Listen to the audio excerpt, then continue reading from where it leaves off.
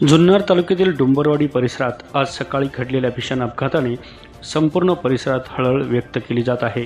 या अपघातात 2 मजुरांचा मृत्यू तर 30 ते 35 मजूर जखमी झाल्याची प्राथमिक माहिती समोर येत आहे। आज सकाळी 8:30च्या सुमारास जुन्नर तालुक्यातील डुंबरवाडी येथील अभिजित हॉटेलजवळ हा भीषण अपघात घडला।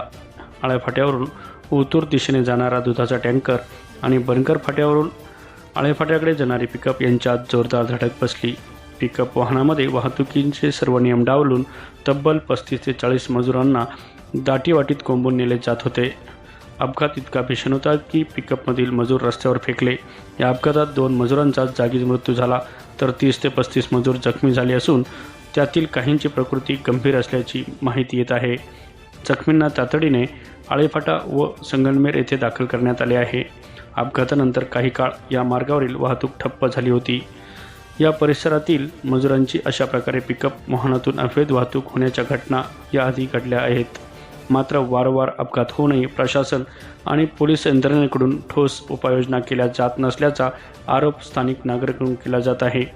जोपर्यंत मजुरांची असुरक्षित वाहतूक थांबली जात नाही तोपर्यंत असे अपघात होतच राहणार आणि निष्पाप लोकांचे जीव जात राहणार, अशी संतप्त प्रक्रिया नागरिकांमधून व्यक्त होत आहे।